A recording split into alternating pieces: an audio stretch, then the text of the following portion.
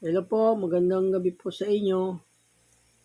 Kapayapaan po ang sumasa inyo sa pangalan po ng ating Panginoong Yesus. Ang ating pong paksa, ang ating pong topic tungkol po sa biyaya ng Diyos o born again. Kasi po ang born again, hindi po yan ang pangalan ng ating ang reliyon ng Panginoong Yesus. Ang born again po yung lumalakad ka na sa panibagong buhay. Ganun po yung born again. Hindi po pangalan ng reliyon ng born again, kundi bahagi po yun ng turo ng Panginoong Yesus. Yun po yung topic po natin, saka yung ang tao nangaligtas sa biyaya. O naligtas ang tao sa biyaya. Ang biyaya po kasi ng Diyos, yung nasa Kanya ka na, sumusunod ka na sa Kanyang utos, ganun. Tapos nagkasala ka, tinutubos niya yun kung di mo sinasadya. Ganun po yung biyaya ng Diyos.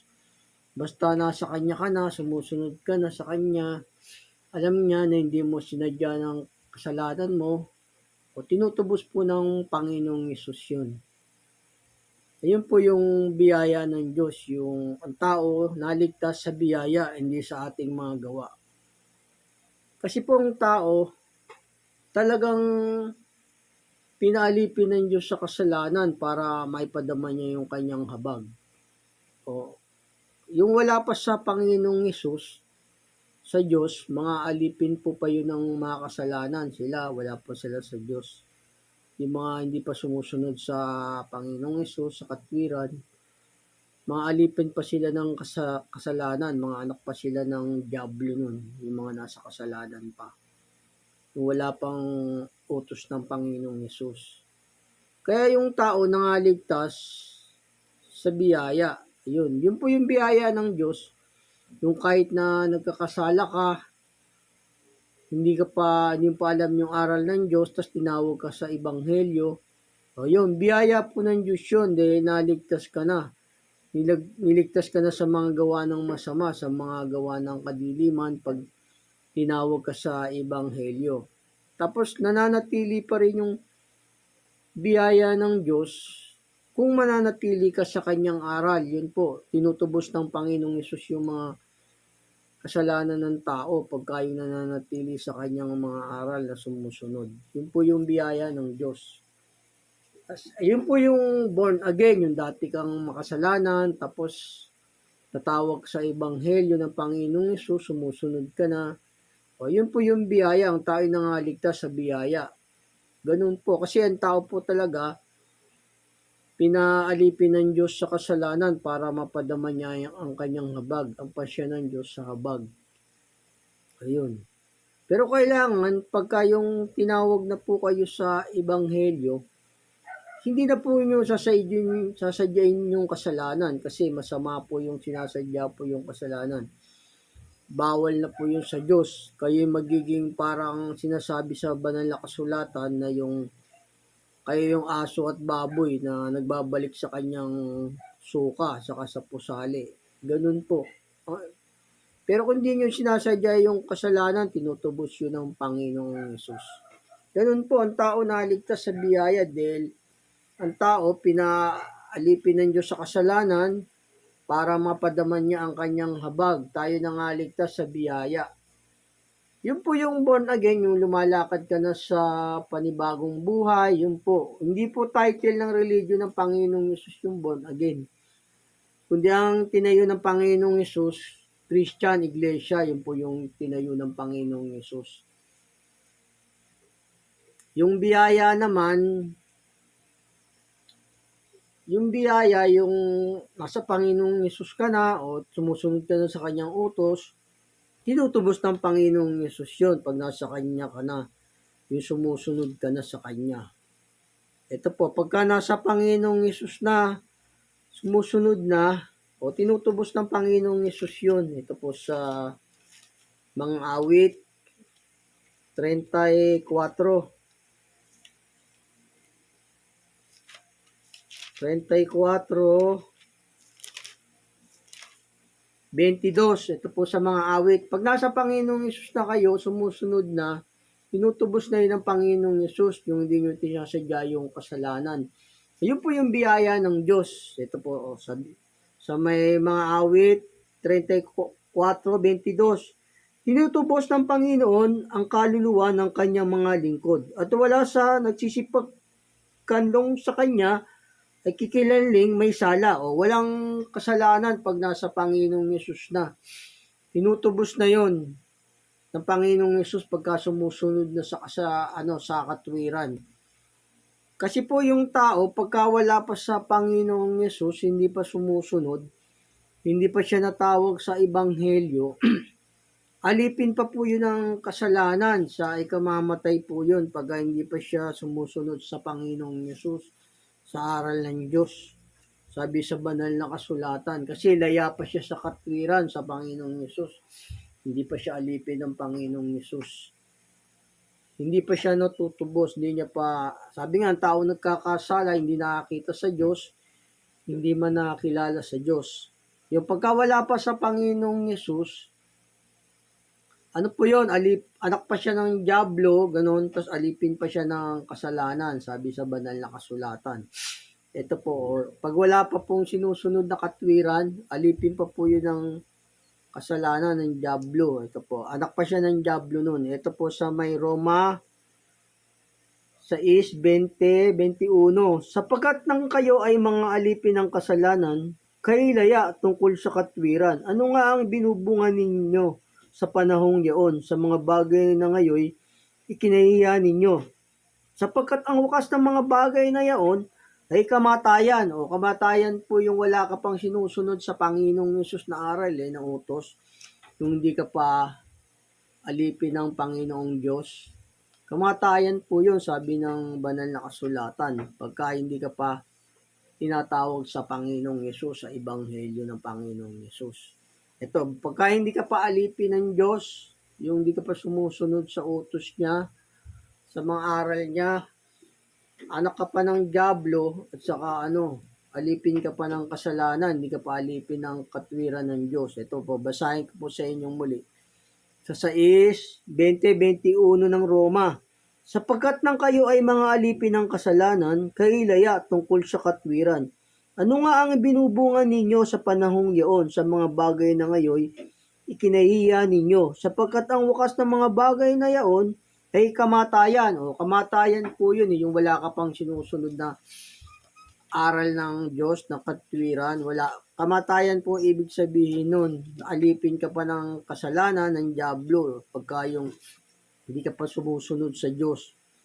Anak ka pa ng Diablo nun pagka yung wala ka pang sinusunod sa aral ng Diyos, o kaya sumusunod ka tapos di mo sinusunod lahat, alipin ka pa rin ng kasalanan nun, ng Diablo nun, anak ka pa ng Diablo.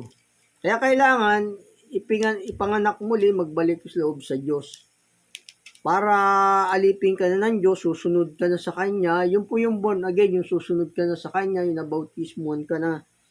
Kasi po ang tao, pag wala pang sinusunod, laya pa yan, hindi pa siya born again. Kailangan mabautismuhan siya, panganak ng tubig at ng espiritu, sabi sa banal na kasulatan. Ito po, pagka yung wala ka pang sinusunod sa aral ng Diyos, o kaya lihis yung utos mo o yung mga aral mo, sa Diablo pa po yun, mga anak pa sila ng Diablo. Ito po, basahin ko po sa inyo sa mga patay pa yun, ibig sabi ng banal na kasulatan, mga patay pa, sabi dito sa may Epeso 2:1-2. At kayo binuhay niya ng kayo mga patay dahil sa inyong mga pagsalangsang at mga kasalanan. O mga patay pa, yung mga nasa kasalanan pa, patay pa yun para sa Diyos, yung hindi pa sumusunod sa kanyang utos.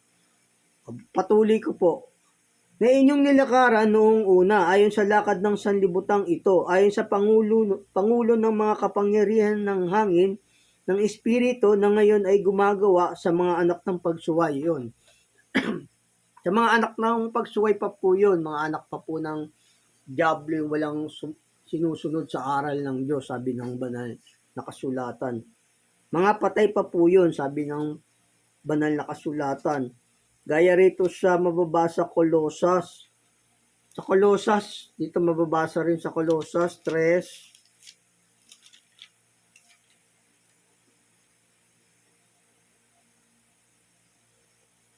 Mga patay pa po yun, sabi ng banal na kasulatan. Yung pag wala pa sa Panginoong Yesus, hindi pa siya sumusunod,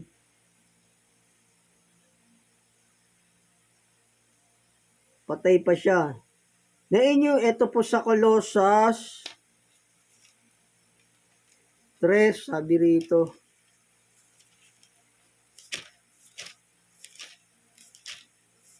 Patay pa ang tao pag hindi pa sumusunod sa mga aral ng Diyos, para sa Diyos, patay pa yun. Kailangan ma-born again siya, o yun, yung po yung tinatawag na born again, mabautismuhan, maaralan, magbalik sa utos sa Diyos.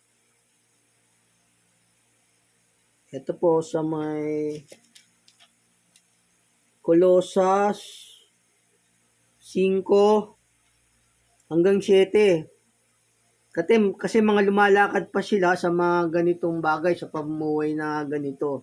Sabi ng banal na kasulatan, mga patay pa po yun. Sa 3:5 hanggang 7, patayin nga ninyo ang inyong mga sangkap ng katawan na nga sa ibabaw ng lupa. Pakikiapid, karumihan, masamang pita, masamang nasa, at kasakiman na ipagsamba sa mga Diyos-Diyosan. Na dahil sa mga bagay na iyan ay dumarating ang kagalitan ng Diyos sa mga anak ng pagsuway, na inyo rin nilakaran ng una, nang kayo nang bubuhay pa sa mga bagay na ito. O yun o. Yun yung mga nilalakaran ng una ng mga tao, mga patay pa sila yon, ibig sabihin po nun. Patay pa po sila sa mga ganong gawain para sa Diyos, patay pa po yung mga bagay na ginagawa nilang ganon. Ito, sabi ng banal na kasulatan, basahin ko po sa inyo muli rito. Yung lumalakad sa mga ganung bagay, mga patay pa po yun, sabi ng Biblia ng Diyos. Kailangan ma-born again po yung tao, magbalik loob sa Diyos. At kayo binuhay niya nang kayo mga patay dahil sa inyong mga pagsalangsang at mga kasalanan. Ayun, mga patay pa po yun, sabi yung gumagawa ng gano'n, yung dito po sa Efeso 2:1. Yung gumagawa po ng mga ganon, mga patay pa po yun, sabi ng Panginoong Diyos. Kaya kailangan magbalik loob po sa Diyos ang tao para hindi na siya alipin ng kasalanan, buhay na siya. Yun po yung tinatawag na born again, yung lalakad ka na sa panibagong buhay. Kasi para sa Diyos, yung mga nakabuyo pa sa kasalanan, mga patay pa po yun, sabi ng banal na kasulatan. Yung hindi pa sumusunod sa katwiran niya, sa mga aral niya, yung mga patay pa po yun sa Diyos. Ito po ang sabi ng banal na kasulatan. Sa may Epeso, ang kabanatay 14, kaya sinasabi niya, gumising kang natutulog at magbangon ka sa gitna ng mga patay at liliwanagan ka ni Kristo. O yun, mga patay pa po yung mga ganun yung mga hindi pa sumusunod sa Diyos. Ang wakas ng ganon, patay pa, sabing ganon. Kailangan ma-born again. Ayun, ma-born again yung tao. Ito po, basahin ko po sa inyo muli. Kaya sinasabi niya, gumising kang natutulog at magbangon ka sa gitna ng mga patay at liliwanagan ka ni Kristo. O yun, para sa Diyos yun, patay pa po yung mga hindi pa sumusunod sa kanyang aral. O ganun po. Kailangan ma-born again. Yun po yung born again, yung lumalakad na sa panibagong buhay. Kailangan mabautismuhan, sumunod na sa aral ng Panginoong Hesus. O yun o. Kasi ang tao po kasi, pagka yung wala pa pong sinusunod na aral, ano yun, nakabuyo pa siya sa kasalanan, alipin pa siya ng kasalanan noon. Ito po sa may, basahin ko po sa inyong muli dito sa Roma. Pag wala pa siyang sinusunod na aral ng Diyos, hindi pa siya alipin ng katwiran, Para sa Diyos patay na po yun. Ito, ang wakas niya, kamatayan, sabi ng Panginoong Diyos. Ito po, basahin po sa inyo muli dito sa Roma 6, ang kabanatay 20. Sapagkat nang kayo mga alipin ng kasalanan, kay laya tungkol sa katwiran. Ano nga ang binubungan ninyo sa panahong iyon, sa mga bagay na ngayon, ikinahihiya ninyo? Sapagkat ang wakas ng mga bagay na iyon ay kamatayan. O, kita nyo nga, kamatayan pa po yung walang sinusunod na katwiran, laya pa sila sa katwiran. O kailangan, para ma-born again, magbalik loob sa Diyos, o hindi na ibibilang sa atin yung mga kasalanan, sabi ng banal na kasulatan. Ito po sa may unang Korinto at ikalawang Korinto, hindi na po binibilang yung kasalanan pagka yung nagbalik loob sa Diyos. Dito po sa unang Korinto, hindi na po kahit na, ayun po yung biyaya ng Diyos, kahit na yung marami kang kasalanan pag nagbalik loob ka sa Kanya. Yun po yung biyaya ng Diyos, tayo nangaligtas sa biyaya. Biyaya ng Diyos, pagka yung nagbalik loob ka sa Kanya, alipin ka ng kasalanan, pag nagbalik ka na sa Kanya, nagbalik loob ka na, sumusunod ka na sa Kanya, yun po yung biyaya, yun po yung born again. Hindi po yung pangalan ng reliyon born again, kundi bahagi lang po yung ng turo yung born again. Ito, basahin ko po sa inyong muli, kahit ganong karami pa yung kasalanan mo, dahil laya ka sa katwiran, pinatatawad ng Diyos yun, hindi na binibilang yung kasalanan. Ito po, basahin ko po sa inyo rito sa unang Korinto, kabanatay 18 hanggang 19. Tatapat ang lahat ng mga bagay pawang sa Diyos, na pinapagkasundo tayo sa Kanya rin, sa pamagitan ni Kristo. At ibinigay sa amin ang ministeryo sa pagkakasundo, sa makatwid bagay na ang Diyos kay Kristo ay pinakipagkasundo ang sanlibutan. Sa Kanya rin na hindi binibilang sa kanila ang kanilang mga kasalanan at pinagkatiwala sa amin ang salita ng pagkakasundo. O yun, kahit gaano pa ang kasalanan mo, pag nagbalik loob ka sa Kanya, sumusunod ka na sa Kanyang katwiran, hindi na binibilang yung kasalanan. Wala na po yun. Kahit ganong karami pa po yung kasalanan nyo, pag nagbalik loob sa Diyos, wala na po yung bali todo na po yun. Yun po yung biyaya ng Diyos na sinasabi. Tayo na nga ligtas sa biyaya, sabi, hindi sa ating mga gawa. Yun po ibig sabihin ng biyaya, kahit na dati kang makasalanan, pag nagbalik loob ka sa Diyos, hindi na binibilang yung kasalanan, tinutubos na ng Panginoong Yesus yun. Basahin ko po sa inyong muli. Sa ikalawang Korinto 5:18-19. Tatapat ang lahat ng mga bagay pawang sa Diyos, at pinapagkasundo tayo sa Kanya rin, sa pamagitan ni Kristo, at binigay sa amin ang ministeryo sa pagkakasundo, sa makatwid bagay na ang Diyos kay Kristo ay pinakipagkasundo ang sanlibutan. Sa Kanya rin na hindi binibilang sa kanila ang kanilang mga kasalanan, at pinagkatiwala sa amin ang salita ng pagkakasundo. Ayun. Hindi na binibilang sa atin ang kasalanan pag nagbalik loob po tayo sa Diyos. Ganun po. Kasi po ang tao talaga, pagka kabataan, marami pa po siyang kasalanan. Kaya kailangan magbalik loob sa Diyos. Ito po. Kasi ang tao, pinaalipin talaga ng Diyos yung kasalanan. Kailangan maaralan yung tao. Ito, basahin ko sa inyo dito sa Roma. Pasya po kasi ng Diyos sa habag para maipadama niya ang kanyang habag. Dito po sa Roma 11, sa Roma 11:29 hanggang 32. Ito po. Pasya ng Diyos sa habag, pinalipin ng Diyos yung tao sa kasalanan para siya ay mahabag sa lahat. Ito po yung ayun po yung biyaya ng Diyos. Pag natawag ka na sa Kanya, kahit ganong karami pa yung kasalanan mo, pinatatawag niya yun. Saka yung kung hindi mo sinasadya yung kasalanan, yun po yung biyaya ng Diyos, tinutubos yun ng Panginoong Yesus. Ito po sa Roma, pag tinawag ka na sa Ebanghelyo, yun, sumusunod ka na, yun po yung biyaya ng Diyos. Kahit magkasala ka, hindi mo man sinasadya, tinutubos ng Panginoong Yesus yun. Ito po sa Roma 11 ang kabanatay 29:32. Sapagkat ang kaloob at pagtawag ng Diyos ay hindi nagbabago. Sapagkat kung paano kayo ng nakarang panahon ay mga masuwayin sa Diyos, datapwat ngayon kayo'y nagkamit ng habag sa pamagitan ng kanilang pagsuway. Gayun din naman ang mga ito na naging mga masuwayin ngayon, upang sa pamagitan ng habag na pinagkaloob sa inyo, sila namay magkamit ngayon ng habag. Sapagkat ang lahat ay kinulong ng Diyos sa kasuwayan upang siya'y mahabag sa lahat. O yun, ano talaga ng Diyos yung mga tao, pinaalipin sa kasalanan o kinulong ng Diyos sa kasuwayan. Ito, basahin ko po sa inyong muli dito po sa Roma 11:32.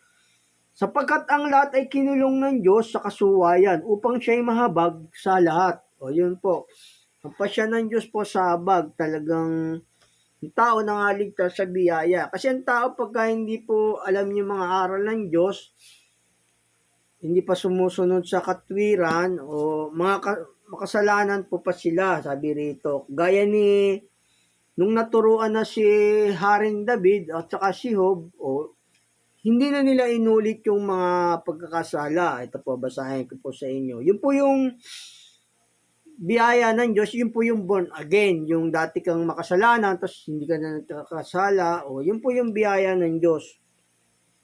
Ito po sa 34 ng Job 32. Ito po.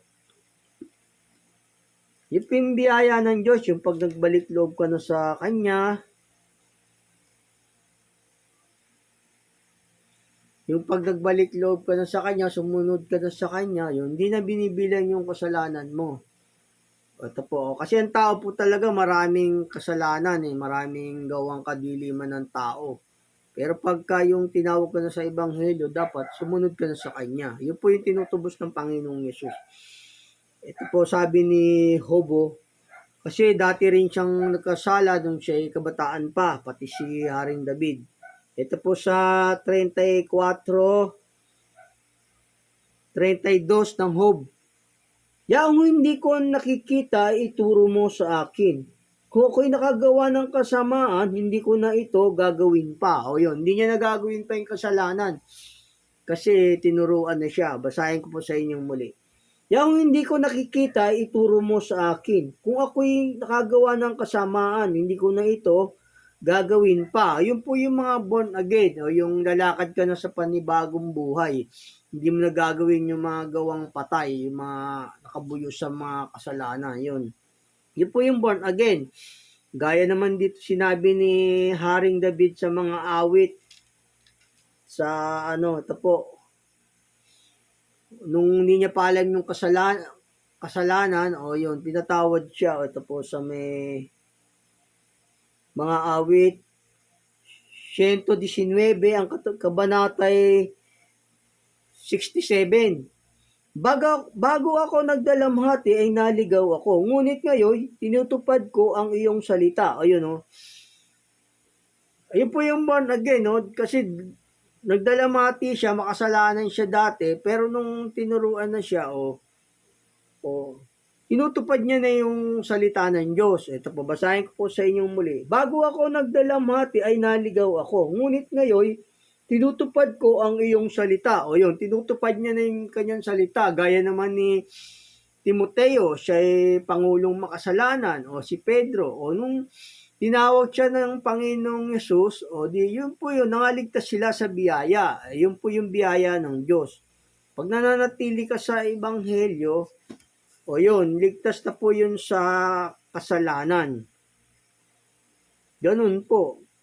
Kasi ang tao talaga naligtas sa biyaya. Sabi nga rito sa Roma dumadami man ang kasalanan, sumasagana rin ang kaloob ng Diyos dito po sa may Roma. Para maghari po ang buhay.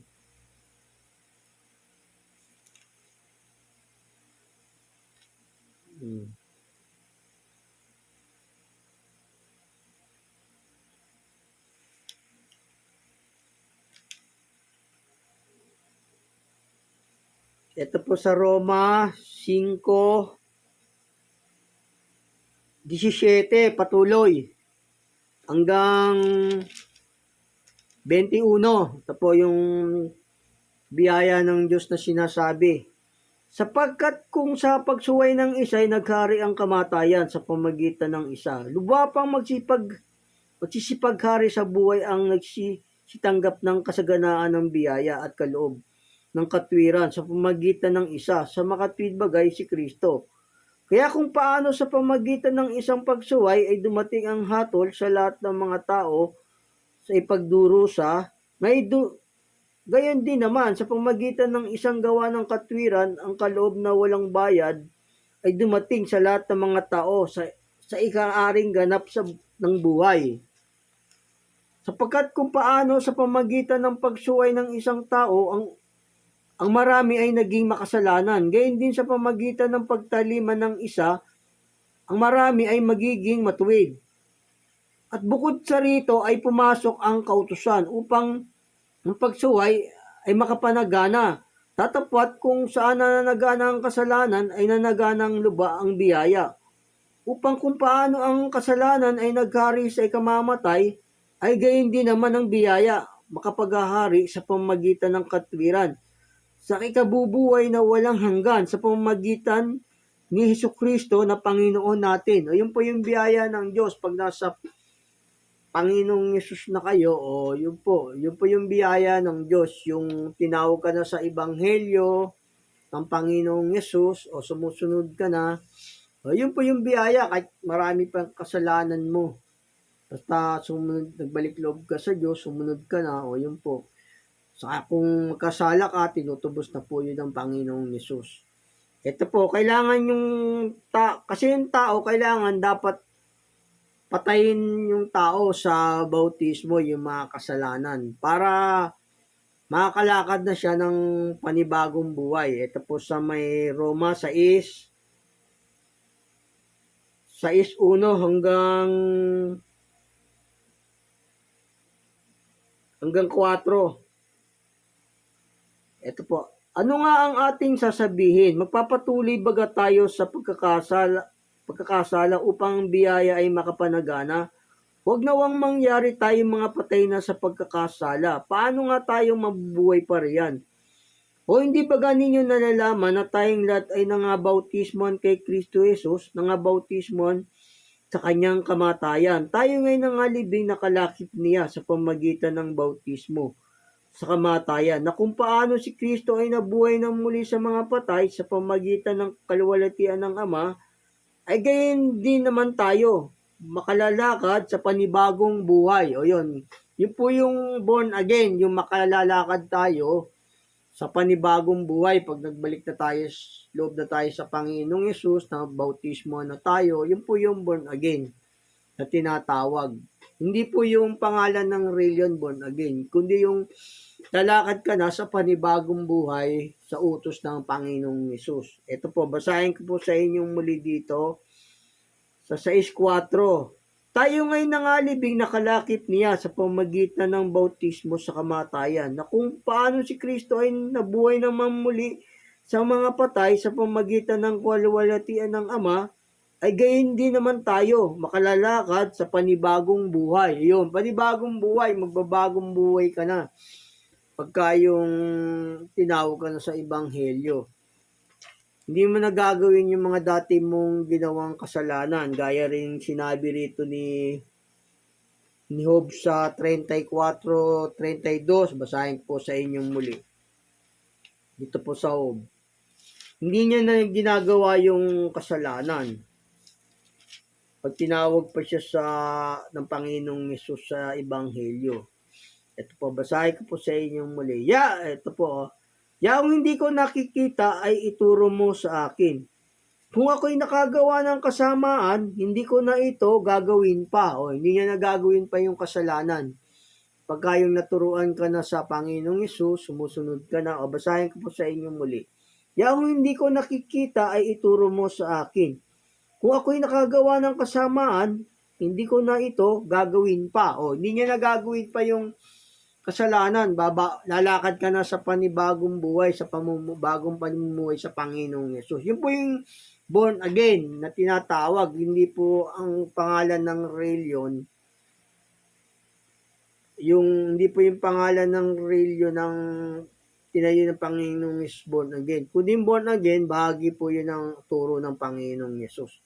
Lalakad ka na sa kanyang panibagong buhay. Ang tinayo kasing religion ng Panginoong Yesus, Christian po yun, hindi po born again. Hindi po born again yung tinayo ng Panginoong Yesus na iglesia po yun, Christian, yung tinayo ng Panginoong Yesus. Ito po, basahin ko po sa inyo rito. Sa iglesia po yung tinayo niya. Lahat naman tayo iglesia. Ang iglesia po kasi yung meron ka ng utos ng Panginoong Yesus. Ikaw na yung iglesia niya, ikaw na yung templo. Ito po sa 16. Ang tinayo niya kasi, hindi po yun born again yung tinayo niya. Yung born again, bahagi lang po yun ng turo ng Panginoong Yesus. Ito po sa Mateo 16, 18. At sinasabi ko naman sa iyo na ikaw ay Pedro, sa ibabaw ng batong ito, ay tatayo ko ang aking iglesia at ang mga pintuan ng Hades ay hindi magsisipinaig laban sa kanya. O yun, iglesia po yung tinayo ng Panginoong Jesus, Christian po yun, hindi po born again yung religion ng Panginoong Jesus. Kundi yung tao dapat magbagong buhay. Ibig sabihin po ng born again, panibagong buhay po yun. Lalakad ka sa panibagong buhay sa utos kasi nga patay ka pa dahil sa mga kasalanan, sabi ng banal na kasulatan. O ito po, Christian po yung tinayo ng Panginoong Jesus. Ito po sa may sa may 11 ng gawa, Kristiyano po yung tinayo ng Panginoong Yesus, hindi po, ang born again po, bahagi lang po yung aral ng Panginoong Yesus. Ito po, Christian po yun, tinayo ng Panginoong Yesus. Christian, Iglesia, pareho lang po yun. Ito po sa may gawa 11:26. At ang siya kanyang masumpungan ay kanyang dinala siya sa Antioquia.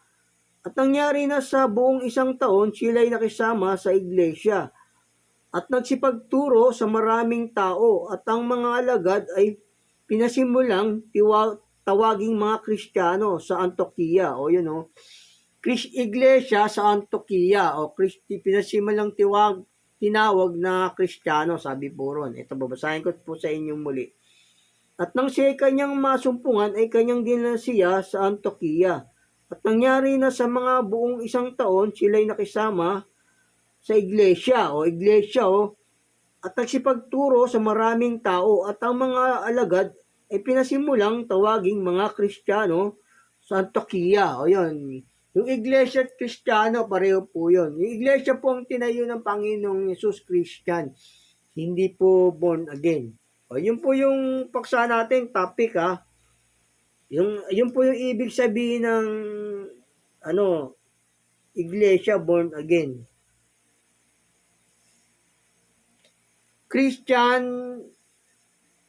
iglesia, pareho lang po yun. Yung born again po kasi, bahagi lang po yun ng doctrine ng Panginoong Yesus. Hindi po yun. Pag tinawag ka na sa Panginoong Yesus, sumusunod ka na sa Kanya, yun po yung biyaya ng Diyos. At tayo nangaligtas sa biyaya. Sabi ng Panginoong Yesus dito sa John, sa 1:3, kasi hindi po tawag sa religion ng Panginoong Yesus born again kundi bagi lang po yun ng turo, yung born again. Ito po, yung tinatawag na born again. Kailangan ipanganak ng muli ang tao, sabi ng Panginoong Yesus. Ipanganak ng tubig at espiritu. Ito, basahin ko po sa inyo dito sa 1:3, 1 hanggang 8. Mahaba po to. May isang lalaki nga sa mga Pariseo na nagngangalang Nicodemo, isang pinuno ng mga Hudyo. Ito rin ay naparoon sa kanya gabi. At sa kanya'y nagsabi, Rabi, nalalaman namin ikaw ay isang guro, nagbuhat sa Diyos, sapagkat walang makagawa ng mga tanda na iyong ginagawa, maliban na kung sumasa kanya ang Diyos. Sumagot si Jesus at sa kanya'y sinabi, katotohanan sinasabi ko sa iyo, maliban na ang tao ipanganak na muli, ay hindi siya makakita ng kaharian ng Diyos. Sinabi nga sa kanya ni Nicodemo, paano may panganak ang tao kung siya'y matanda na? Makakapasok baga siyang bilang ikalawa sa tiyan ng kanyang ina at ipanganak? Sumagot si Jesus, katotohanan sinasabi ko sa iyo, maliban ang tao ipanganak ng tubig at ang espiritu, hindi siya makakapasok sa kaharian ng Diyos. Ang pinanganak ng laman ay laman nga, at ang pinanganak ng espiritu ay espiritu nga. Huwag kang magtaka sa aking sinasabi sa iyo. Kinakailangan nga kayo ipanganak muli. O yun, lang tao ay pinanganak muli, sabi ng Panginoong Yesus. Kinakailangan ng tao ay ipanganak muli, sabi ng Panginoong Yesus. O basahin ko po sa inyong muli rito sa 1:3-7. Huwag kang magtaka sa aking sinabi sa iyo. Kinakailangan nga kayo'y ipanganak na muli. Umihip ang hangin kung saan niya ibig. Narinig mo ang kanyang ugong, ngunit hindi mo nalalaman kung saan nanggagaling at kung saan paroroon. Gayon ang bawat ipinanganak ng espiritu. O yun, kailangan ipanganak muna ng espiritu ang tao at ng tubig. Ayun po yung ibig sabihin ng born again, hindi po yung pangalan ng Rayon born again. Bagay lang po yun ang turo ng Panginoong Yesus, yung kailangan tayo mabautismuhan para lalakad tayo sa panibagong buhay. O yun po, ang tao po ay naligtas sa biyaya, hindi sa ating magawa. Upang sino mang laman, wag magmapuri. Kasi nga, pinakulong ng Diyos pinaalipin ng Diyos yung tao sa kasalanan para mapadama niya ang kanyang habag. Ayun po yung biyaya ng Diyos. Pero kailangan, nasa ebanghelyo ka na, nananatili ang biyaya ng Diyos kung patuloy po tayong susunod sa ebanghelyo, yung hindi po nating sinasadya yung kasalanan. Para maghari po yung buhay, gaya sinabi sa Roma 5, yun po. O tao po kasi naligtas sa biyaya hindi sa ating magawa. Kaya nga hindi na binibilang sa atin ang mga kasalanan pag nagbalik tayo, loob tayo sa Panginoong Yesus. Kasi nga mga nasa kapangyarihan pa ng Diablo yung hindi pa sumusunod sa Panginoong Yesus, sa Diyos. Kaya sabi rito sa gawa, para idilat ng mata, sabi rito sa gawa. Ito, basahin ko po sa inyo rito sa gawa. Sa gawa 26:18,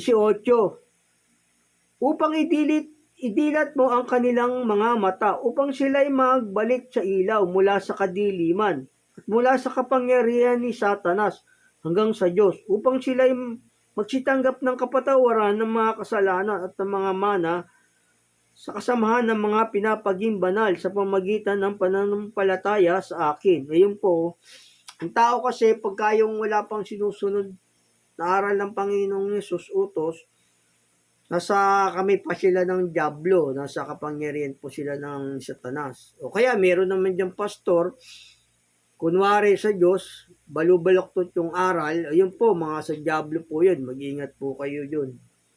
Ayun po, kailangan kung sumusunod po sa Diyos, yun na po yung talagang sa Diyos. Yun na po yung talagang mga pastor niya.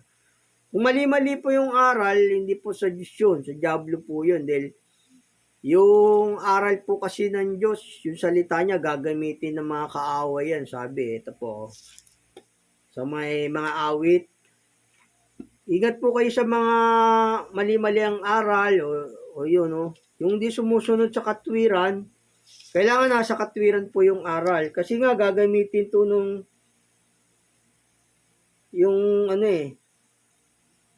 kasi gagamitin ng mga kaaway ng Diyos yung aral niya at saka yung pangalan. Kaya nga sabi ng Panginoong Yesus maraming magsisipa rito sa aking pangalan na ililigaw ang marami. Yung tunay na iglesia po, yung talaga nasa katwiran, nasa mga sa aral ng Diyos, hindi siya nagdadagdag bawas sa aral. Kasi gagamitin niya ng mga kaaway, yung mga mali pong aral, yung taong Yesus, delikado po yun. O yun po, basta yung mga nagdadagdag sa utos ng Diyos, sa Diablo po yun, yung mali-maling aral. Ito, kasi gagamitin yung pangalan ng Diyos saka yung mga salita ng alagad ng Diablo. Ito po, basahin ko po sa inyo rito sa 139:20 ng mga awit. Sapagkat sila'y nagsasalita laban sa iyo ng kasamaan at ginagamit ang iyong mga kaaway ay iyong pangalan sa walang kabuluhan. O ginagamit yung pangalan ng Panginoong Hesus. Sabihin na tao kaaway ng Diyos po yun. O basahin ko po sa inyong mali. Sapagkat sila'y nagsasalita laban sa iyo ng kasamaan at ginagamit ng iyong mga kaaway ang iyong pangalan sa walang kabuluhan. O mga kaaway ng Diyos yan yung mga sabihin mo tao ang Panginoong Yesus. Kaya nga may-ari ng langit at lupa yung mag-ama Meron bang taong may-ari ng langit at lupa? Hindi pwede ang may-ari ng langit at lupa tao. Diyos po yung may-ari ng langit at lupa. Kaya yung mga aral na ganun, delikado po yun. Sa Diablo po yung mga aral nun, yung mga maling aral, yung mga kinakailangan Panginoong Hesus. O yun po, basta ang topic natin yung tao nangaligtas sa biyaya. Ang biyaya ng Diyos kasi, kung dati kang makasalanan o nagbalik loob ka na, o hindi na binibilang sa atin yung mga kasalanan, sabi sa may 2 Korinto 5. O, tapos pagka yung nakakasala ka, hindi mo naman sinasadya, o tinutubos ng Panginoong Hesus yun. Yun po yung biyaya ng Diyos. Basta meron tayo iniingatang utos sa ating puso na hindi natin nilalabag ng kanyang utos. O yun, tinutubos ng Panginoong Hesus yun. Ang kanyang dugo. Ito po, ang tao po kasi talagang tao makasalanan pa bago matawag sa ebanghelyo. Hindi naman kasi kabataan pa. Pagkabataan kasi, mga lumalakad pa yan sa sarili nilang kagustuhan Kaya ang tao, makasalanan ng tao. Kaya tayo, pag tinawag na sa ebanghelyo, kailangan susunod na tayo sa Panginoong Yesus. Ito ang tao kasi naligtas sa biyaya. Ito po sa ito yung basahin ko po sa inyo rito nung patay pa yung tao dito.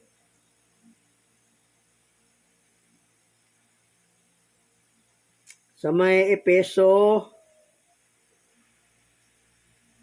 3 patuloy. Sa gitna ng mga yaon, tayo rin naman ng ibang panahon ay nangabubuhay sa mga kalayan ng ating laman na ating ginagawa ang mga pita ng laman at ng pag-iisip.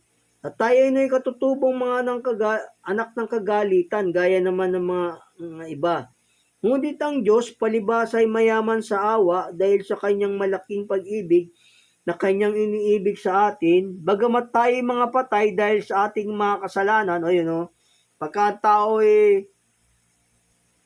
makasalanan para sa Diyos, patay pa yun, Kaya yung tayo nangaligtas talaga sa biyaya kasi nga, pagka ang tao nasa kasalanan pa hindi pa sumusunod sa Diyos, patay pa yun sa kanya Babasahin ko po sa inyo muli, tas patuloy ko po. Bagamat tayo mga patay dahil sa ating mga kasalanan, tayo binuhay na kalakip ni Kristo sa pamagitan ng biyaya. Kayo'y nangaligtas. At tayo binangong kalakip niya at pinaupong kasama niya sa kalangitan kay Kristo Jesus. Upang sa panahong darating ay may hayag niyang dakilang kayamanan ng kanyang biyaya sa kagandahang loob sa atin kay Kristo Jesus. Sapagkat sa biyaya, kayo nangaligtas sa pamagitan ng pananampalataya. At ito'y hindi sa inyong sarili, ito'y kaloob ng Diyos. Hindi sa pamagitan ng mga gawa upang sino man ay huwag magmapuri. Sa biyaya tayo nangaligtas. Ayun po yung biyaya ng Diyos. Yung dating patay ka pa sa kasalanan, tapos hindi ka pa sumusunod sa Kanya. Sa Kanya kasi yung patay na yun. Kaya nga sabi, ang nagpapakabiyo sa kalayawan, bagamat siya'y buhay, patay. Pag nagbalik loob sa Diyos, yun po yung biyaya ng Diyos. O kahit nagkakasala ka, may sumunod, meron namang sumusunod ka sa Diyos, sa Panginoong Hesus, hindi mo sinadya yung kasalanan, tinutubos ng Panginoong Hesus yun. O basahin ko po sa inyong muli.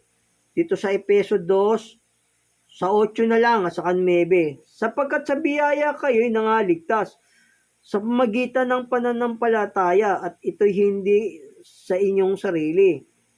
Ito'y kaloob ng Diyos, hindi sa pamagitan ng mga gawa, upang ang sino man ay huwag magmapuri. O yun, o. Upang sino man ay huwag magmapuri. Sa biyaya po tayo nangaligtas. O pagka sa Panginoong Yesus tayo, sinusunod na po tayong utos, nasa puso na natin yung kanyang mga aral, mga utos, o tinutubos na po ng Panginoong Yesus yun. Ganun po yun. Hindi yung papasok ka doon sa kawan na tubos ka na, mali po yun. Ang tinubos po yung sumusunod na sa utos. Yung nasa kawan ka, tinubos ka, mali po yun. Mali pong aral yun. Ang tinubos po ng Panginoong Yesus, yung sumusunod na sa aral, yung nananatili sa aral. Ito po, basahin ko po sa inyo muli rito. Pag sumusunod ka sa Panginoong Yesus, may aral ka na tinanggap sa puso mo na, tinutubos niya yun. Ito po basahin ko po sa inyo muli rito sa 34:22 ng mga awit. Tinutubos ng Panginoon ang kaluluwa ng kanyang mga lingkod. At wala sa nagsisipagkandong sa kanya ay kikilananling may sala o walang kasalanan pagka nanganganlong ka na sa Panginoong Yesus. Yung sumusunod ka na. O yun. Tinutubos niya na yung kasalanan natin pagka yung sumusunod na tayo sa Panginoong Yesus. O yun po. Kailangan mananatili po kayo sa aral ng Panginoong Yesus. Kasi pagka yung di po kayo, pag mabalik pa kayo sa kasalanan, wala na pong hain patungkol sa kasalanan, sabi sa banal na kasulatan. Ito, basahin ko sa inyo. Magiging tawag ng Diyos doon, pag bumabalik pa sa kasalanan, aso at baboy na po yun, sabi ng Panginoong Diyos. O, dito, basahin ko po sa inyo dito sa Pedro. Ito po sa Pedro.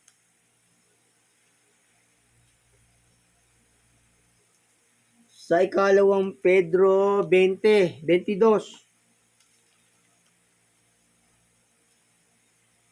Sama po yun, yung magbabalik ka sa kasalanan. Sabi ng Diyos sa taong yun, baboy at aso po. Ito po, basahin ko pa sa inyo to rito. Kaya kailangan, pag tinawag po tayo sa Ebanghelyo, sumunod na po tayo. Kasi sabi ng Diyos doon, mga aso at baboy na po yun pagka nagbabalik pa po sa kasalanan. Kaya yung pananampalataya, may gawa po yun. Bulaan po yung mga sabing wala nang gawa. Kailangan susunod ka sa gagawa ka. Sabi nga ng Panginoong Yesus ang magtitiis hanggang sa wakas siyang maliligtas. O, tapos sabi sa ibang kasulatan sa may Lucas, mga aliping walang kabuluhan kami. Nagsiganap lang kami ng aming mga katungkulan. O, sabing ganun ng banal na kasulatan. Ito, basahin ko po sa inyo rito sa unang Pedro 20 hanggang 22, kasi kailangan hindi na po tayo bumabalik sa pagkakasala, sa mga sadyang kasalanan. Ito po ang sabi ng banal na kasulatan. Ito po sa ikalawang Pedro 2:20. Sapagkat kung pagkatapos na sila ay makatakas sa mga pagkaawa sa sanlibutan, sa magitan ng pagkakilala sa Panginoong at tagapagligtas ni Jesucristo, ay muling malubiluhan at madaig niyon, ay lalong sumasama ang huling kalagayan nila kaysa ng una, sapagkat magaling pa sa kanila ang hindi nakakilala ng daan ng katwiran. Kaysa pagkatapos na makilala ito ay tumalikod sa banal na utos na ibinigay sa kanila. Nangyari sa kanila ang ayon sa kawikaang tunay, nagbabalik na muli ang aso sa kanyang sariling suka at sa paglubalob sa pusali ang babaeng baboy na nahugasan. O yun o. Pag mabalik pa kasi sa kasalanan, sabi ng Diyos po ron, aso at baboy. Kailangan hindi na po kayo babalik sa mga pagkakasala pag tinawag po kayo ng Ebanghelyo. Sabi, hindi kayo babalik sa mga sadyang pagkakasala. Ganun po yun. O kasi nga dito sabi sa may ano sabi rito sa Hebreo, kaya hindi po kayo babalik dun sa pagkakasala. Dito po sa Hebreo, pakinggan niyo po yung tinig sa Hebreo, sa 6.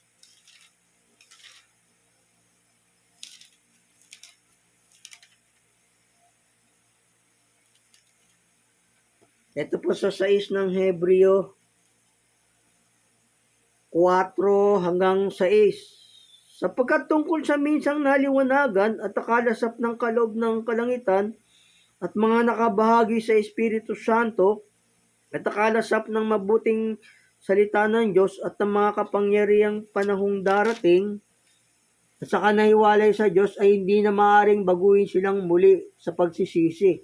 Yamang kanilang ipinapakong muli sa ganang kanilang sarili ang anak ng Diyos at inilalagay muli siya sa hayag na kahihiyan. O yun, hindi na muling, wala na pong pagsisisi yun, sabi ng banal na kasulatan, pagka yung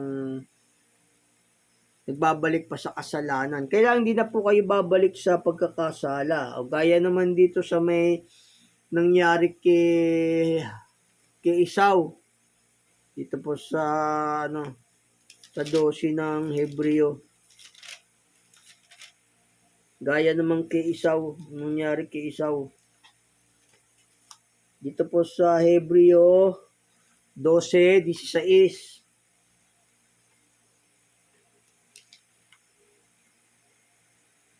Baka magkaroon ng sino mang makiapid o mapaglapastangan na gaya ni Esau na sa isang pinggang pagkain ay pinagbili ang kanyang sariling pagkapanganay. Sapagkat nalalaman ninyo, bagamat pagkatapos ay ninanasan niyang magmana ng pagpapala, siya itinakwil sapagkat wala na siyang nasumpungan pagkakataon ng pagsisisi sa kanyang ama. Bagamat pinagsisikapan niyang mapilit na lumuluha, o gaya ni Esau, humihingi siya ng biyaya kay Jacob, hindi na siya pinagpala, o ganun. Kailangan hindi na tayo babalik sa pagkakasala, baka wala ng pagsisisi, sabi ng banal na kasulatan. Pag naliwanagan na tayo, hindi na po tayo babalik sa pagkakasala. Ganun po yun. God bless po. Sana po naliwanagan kayo sa topic natin na kung tayo nang naligtas sa biyaya. O kahit na gaano pang kasalanan mo, basta nagbalik loob ka sa Diyos, tapos sumusunod ka na, tinutubos ng Panginoong Hesus yun pagka nagkasala tayo ng hindi sinasadya. Para mapanagana ang biyaya, magari ang buhay. God bless. Magandang gabi po. Ingat po kayo sa pangalan po ng ating Panginoong Hesus. God bless po.